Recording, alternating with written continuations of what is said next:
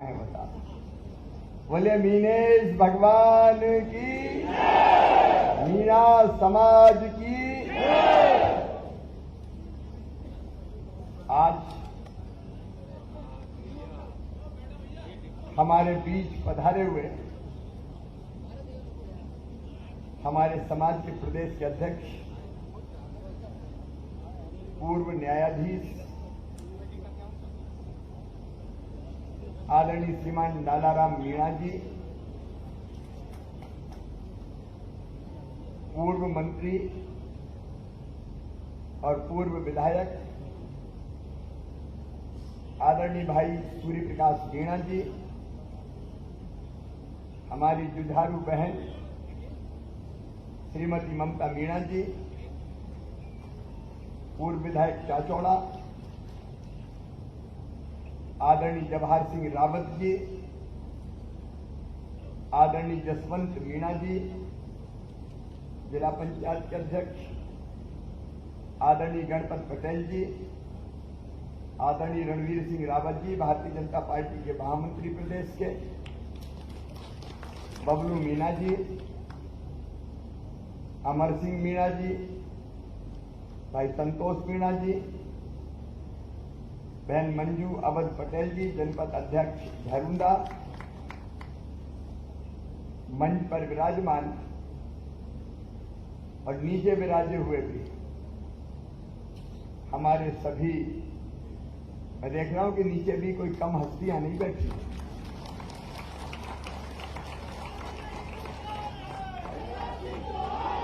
हमारे सभी समाज के वरिष्ठगण, मेरे बुजुर्गों, मेरी आदरणीय बहनों, भाइयों, भांजे भांजियों, दोनों हाथ जोड़ के आप सबको प्रणाम, आप सबको नमस्कार, आप सबको राम राम। आज राष्ट्रपति जी का कार्यक्रम था ग्वालियर में और मेरा आधा ध्यान इधर लगा था कि आप सब पधार रहे हैं। जैसे ही राष्ट्रपति जी को विदा किया, सीधे मैं वहां से निकला। आज आपको देख के मन आनंद और प्रसन्नता से भरा हुआ है और ये लग रहा है कि जी भर के देखते ही रहूं। शार्ट नोटिस में बहुत ऐसा नहीं कि दौरे किए हुए हैं, प्रचार प्रसार किया हो, लेकिन तुमने पुकारा और सब चले आए। सचमुच में दिल से, हृदय से, अंतरात्मा से आपका स्वागत, आपका अभिनंदन, आपको बारंबार प्रणाम। मेरे प्रिय बहनों और भाइयों, मीणा समाज का मुझे भी बचपन से साथ मिला है। मैं जहां से चुनाव लड़ता हूं, वहां भी मीणा समाज के बहुत अच्छे लोग, प्रतिष्ठित भी, पराक्रमी भी, सब विराजते हैं और मुझे हमेशा उनका स्नेह और आशीर्वाद मिलता रहा है। अगर मैं कहूं कि मीणा समाज मेरे बचपन का झूला, जवानी की फुलवारी और बुढ़ापे की काशी है, तो ये अतिशयोक्ति नहीं होगी। हम मेहनती लोग, परिश्रमी लोग, ईमानदार लोग, और जो दिल में आए सामने कहते हैं, पीठ पीछे नहीं कहते।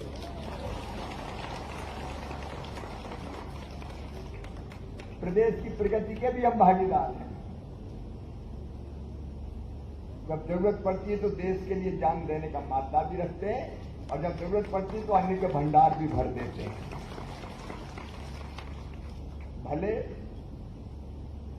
भोले भी, लेकिन जुझारू भी है। अपने खून पसीने की खाते।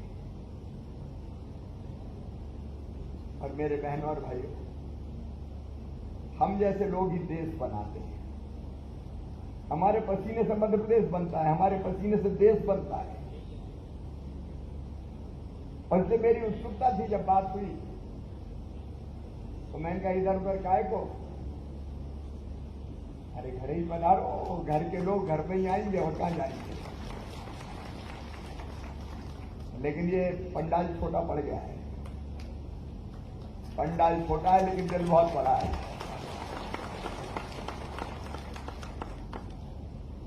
हमारे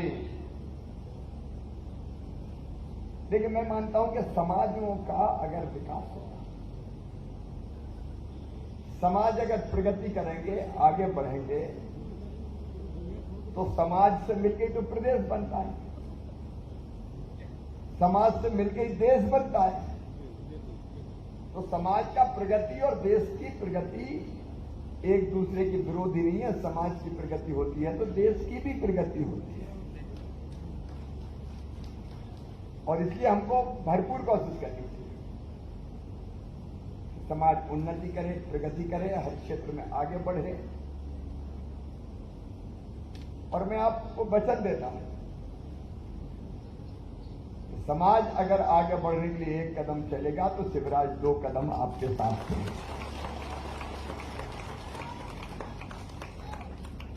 अब ये कल्याण बोर्ड का जो विचार है, ये छूछा नहीं है। वे अपने लोग रहेंगे और समाज की प्रगति के बारे में विचार करेंगे और सरकार को फिर एडवाइस करेंगे कि ये करो।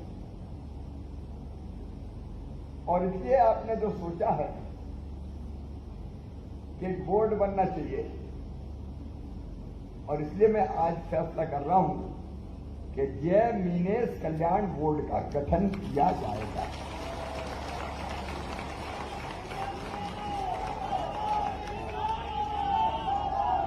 और बोर्ड के अध्यक्ष को मंत्री का दर्जा भी दिया जाएगा ताकि वो सुगमता से काम कर सके। एक अध्यक्ष 4 सदस्य,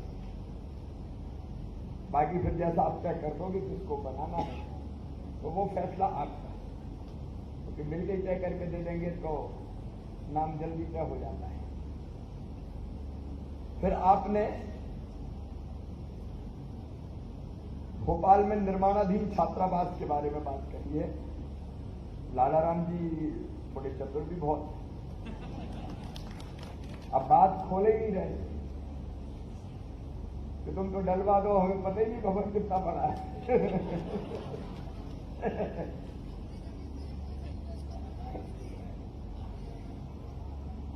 तो आप बात करके जैसा कहोगे भवन बनेगा। हम तय करेंगे कि भवन का बनना सुनिश्चित हो जाए, आपसे चर्चा कर लेंगे। अरे मैं ही आपका हूं तो जमीन भी आपकी है, सरकार भी आपकी है भैया। वो भी हम करेंगे। मध्य प्रदेश और केंद्र के लिए जारी ओबीसी की सूची में जिस संशोधन की बात आपने कही है वो मध्य प्रदेश के अधिकार क्षेत्र में जितना है मैं तत्काल कर दूंगा उसमें, बिल्कुल।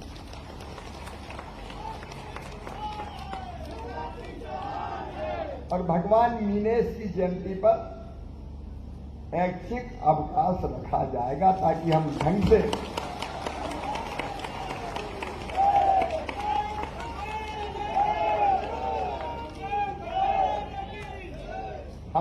से भगवान मीनेश की जयंती का कार्यक्रम मना सकें, धूमधाम से मना सकें, हृदय से मना सकें, अंतरात्मा से मना सकें। और TRI की लंबित रिपोर्ट को केंद्र को भिजवाया जाएगा।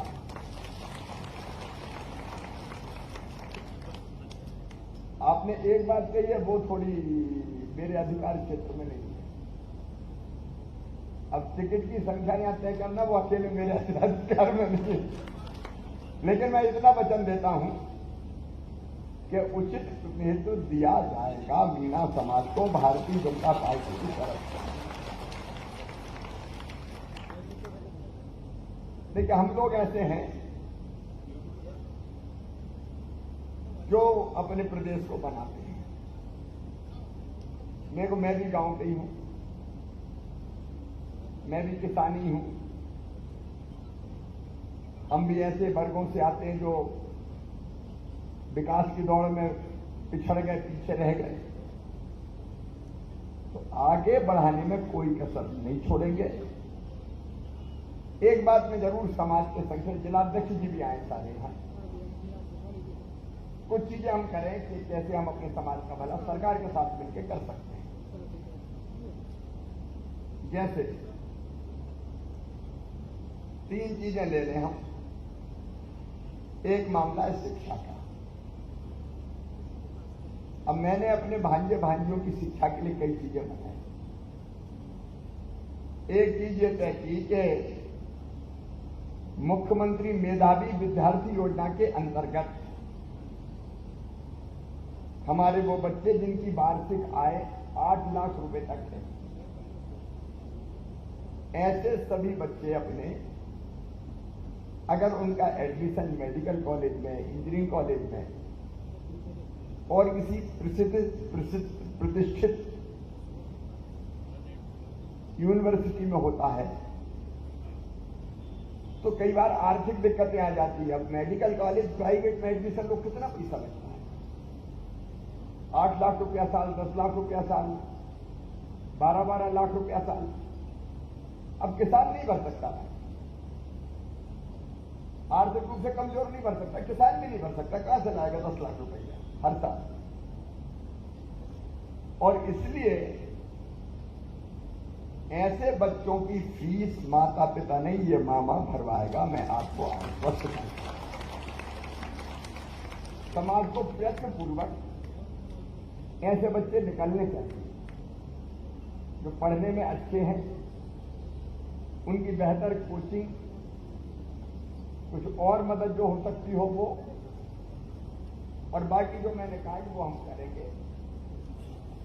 दूसरी बात, खेती के क्षेत्र में भी हम बाकी धंधों में भी आ रहे हैं, आना चाहिए, क्योंकि अकेली खेती, परिवार बढ़ते जा रहे हैं, जमीनें बढ़ती जा रही हैं, अकेली खेती से पूरा नहीं बढ़ सकता। खेती से अच्छा कोई काम है ही नहीं। मैं भी खेती करता हूं, सूरज भाई नाम से,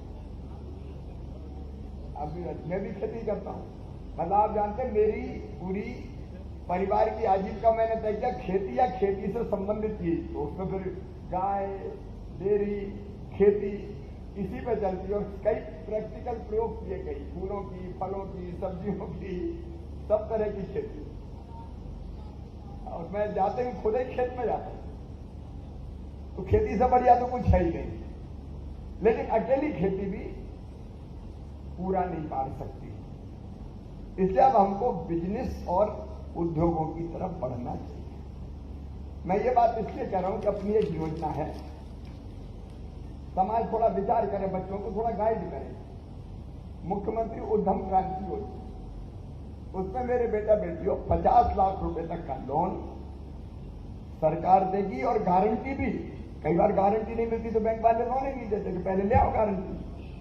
गारंटी मतलब जमीन जायदाद रखो, तो वो गारंटी भी मैं दिलवाऊंगा सरकार की तरफ से, और ब्याज की छूट भी दूंगा। क्या हम निकाल सकते हैं ऐसे बच्चे जिनका इंटरेस्ट हो, और जो एजुकेशन उसमें ऐसा कोई विषय नहीं है, वो तो अपना उद्योग खड़ा करना है, ये जरूरी नहीं। लेकिन इतना तो है कि उद्योग अगर लगाना तो 12वीं पास तो होने चाहिए कम से कम, क्योंकि कई तरह के आइडियाज भी होना चाहिए। तो एक इस योजना को, मैं ये काम की बात बता रहा हूं कि कुछ चीजें हम रचनात्मक ऐसी करें जिसमें बच्चे अपने आगे बढ़ सकें। ये दूसरी बात। एक चीज और है कि हमने एक योजना अभी बनाई उन बच्चों के लिए जो 12वीं पास है या BA BSc कर लिया है। अब देखो अजीब सी स्थिति है, एक तरफ तो बच्चों को काम नहीं मिलता, ये बात आती है, दूसरी तरफ कंपनियों को काम करने वाले लोग नहीं मिलते। काम करने वाले मतलब जिनके हाथों में हुनर है।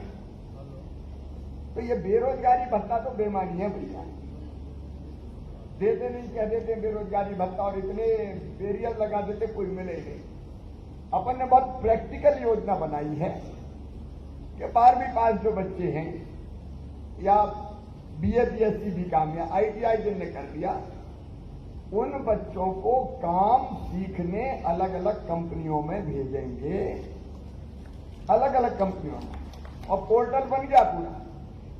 आप देख लीजिए, पोर्टल बना, एक तरफ काम चाहने वाले बच्चे, एक तरफ काम देने वाली कंपनियां। और कंपनियां मतलब केवल फैक्ट्री नहीं है, मैनेजमेंट की कंपनियां, सर्विस सेक्टर की कंपनियां।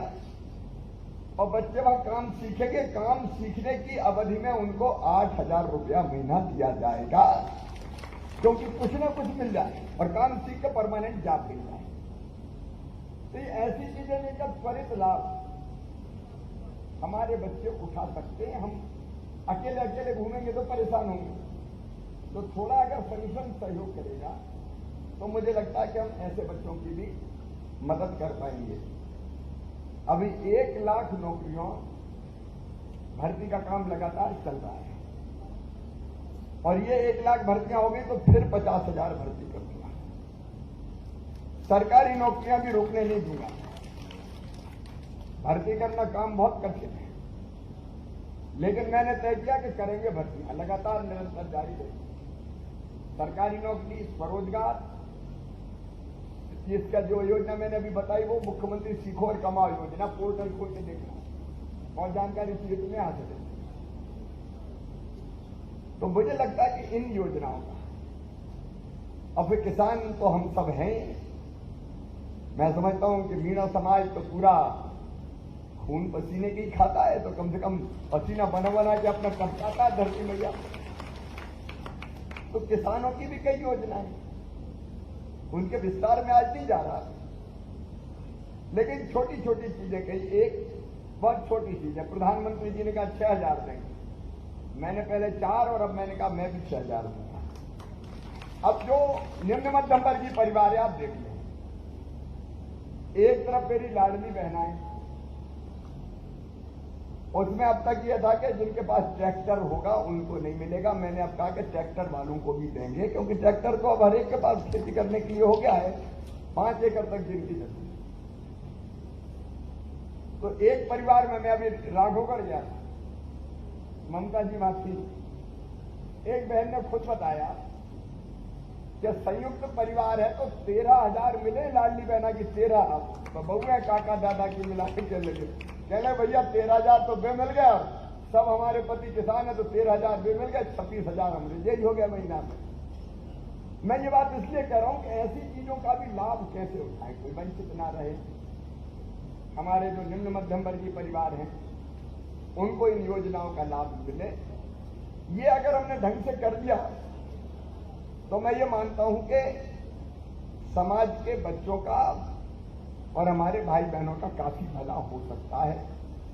बाकी खेती के काम में मैं कसर छोड़ता नहीं हूं। कर्जा माफ करने वालों ने कर्जा माफ नहीं किया तो मैंने ब्याज भर दिया। कई तरह की चीजें और करूंगा, भी आप चिंता मत करना, क्योंकि खेती किसानी आगे बढ़ेगी। सिंचाई के मामले में आप जानते हैं जितनी सिंचाई की योजनाएं कांग्रेस राजा नवाब अंग्रेजों ने मिलाकर 7.5 लाख हेक्टेयर में सिंचाई करी थी, मैं 47 लाख हेक्टेयर तक ले गया और लगातार ले जाऊंगा ढंग से पानी, क्योंकि पानी है तो किसानी है, पानी अगर नहीं तो किसानी है। इस पर मैं बहुत लंबा नहीं बोलूंगा, लेकिन समाज का संगठन सक्रिय रहकर और इन सब चीजों का भी लाभ उठाए। अपने जहां बहुत आवश्यक आपने भवन का बनाया, मैं बिल्कुल निश्चित तौर पर उसको पूरा करेंगे, हम लोग मिलकर पूरा करेंगे ताकि ढंग से बन जाए और भवन का ठीक ढंग से समाज के लिए उपयोग हो। एक बार मैं फिर भरे भाव से, भरे हृदय से, सच में आज मुझे बहुत अच्छा लग रहा है। इतने सब भाइयों को और मेरी बहनें भी बरसात के मौसम में आई है, उनको प्रणाम करता हूं। जो लाडली बहनाएं, आपका एक बार फिर मैं हृदय से स्वागत करता हूं। देर भले हो जाए लेकिन बिना भोजन किए नहीं जाना, नहीं तो मामा की आत्मा कल्पेगी। आज भोजन करके ही आपको जाना है। एक बार फिर आपका हृदय से स्वागत, अभिनंदन। मेरे साथ बोलिए, भगवान मीनेश की, भारत माता की, मीना समाज की जय मीनेश। धन्यवाद। बंधुओं बैठे रहें अपनी जगह पर। मैं माननीय अमर सिंह जी से निवेदन करूंगा कि भाई साहब आए और यहां आए उन सभी लोगों का आभार प्रकट करें। आदरणीय अमर सिंह जी भाई साहब। आज